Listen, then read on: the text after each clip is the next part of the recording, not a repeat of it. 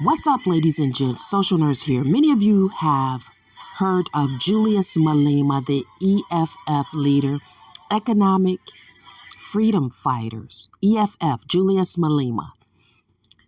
Julius Malema has been convicted in the South African courts, right? And he faces sentencing in January 2026. This man possibly may have to serve jail time, right? We'll get back into that. But let me just say this. Over there on TikTok in the past, when Black Americans were interacting a lot with other racially Black people from other parts of the world, South Africans have always come off as seriously belligerent. To me, out of all the Blacks that participate, racially Blacks that participate in the diaspora back and forth, the racially Black South Africans are beyond the belligerence and kind of hateful speaking group of people, in my opinion. That's my perspective. That's how they come off. That's how, to me, it sounds, right? But they have the right to defend themselves. Okay, it is what it is. Some of them are just skin folk. It is what it is, just skin folk, right? But Julius Malema was convicted of discharging a firearm in public, right? And I agree that firing off a weapon just frivolously, just for the heck of it, or even by mistake, is a dangerous act, right? But I don't know. I think that there are a lot of South Africans, including racially Black South Africans, that are probably so happy about this conviction because they disagree with this man concerning that Pan-African ideology or open border type ideology for that country, South Africa. So right now, Julius Malema and his political party is at the bottom of the totem pole. Bottom of the totem pole. Listen, I was, reading a post in the comment section of a post, reading the comment section of a post.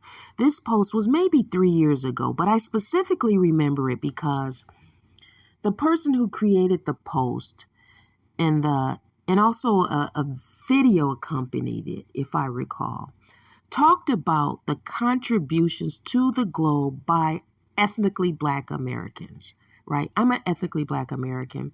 Our group descends from enslaved people. People were enslaved on this country, specifically people that the government at that time, the forming government, because it wasn't even the United States yet, made by law Black people, racially Black people, be enslaved here. As a matter of fact, they could flip-flop who was Black or not. But the enslaved people were clearly, most of them were racially Black. With that said, I refer to that group that was enslaved and still have descendants that are living today. We are ethnically Black Americans. With that said, there was a post that an ethnically Black American made, and it was talking about Black history. When we say Black history, we are talking about our group. That's where Black History Month developed in America by ethnically Black Americans, right? Was it Carter G. Woodson? At any rate, the person was just, providing positivity and just, kind of patting our group on the back. And their post included everything from what's, most current to past historical facts and accomplishments of ethnically Black Americans, which includes medicine, technology, science, everyday invention, literature, art. It's not just hip hop, right? But just the different things that we've done for ourselves, and those things have impacted the world and the globe. They were just patting us on the back, saying that often there's just so much negativity out there that presents our group that, here's who we are. Here's who we are, right? A South African. This person was South African that interjected themselves in the comment section, or at least they had a South African flag in their bio. Said this: we, referring to South African, we have totems, language, traditional dance, food, customs, and language. What exactly is Black American culture? That's what they said. That's what a South African said. That's facetious. It's beyond facetious. It's kind of evil and mean-spirited, right? Because the post that the ethnically Black American made said nothing negative about any other racially Black people. It was for us, about us, to us, an upliftment.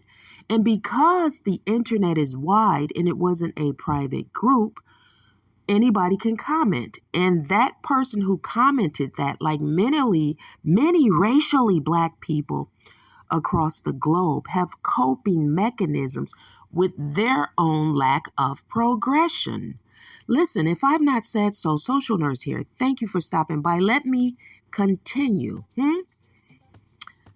Totems aren't necessarily helping racially Black people that is applicable to progress. They may like totems and embrace their language and enjoy it and feel proud of it, but it does not impact the world or help them progress. As an outsider looking in, I don't see progression of the racially Black South Africans, right? Julius Malema has not been propelled by way of totems and whatever his traditional foods, customs, language, and those things are, right? Because sometimes traditions are so old, they don't change. So you stay where you were or where those traditions started. They don't advance. Right? We understand what I'm trying to say here.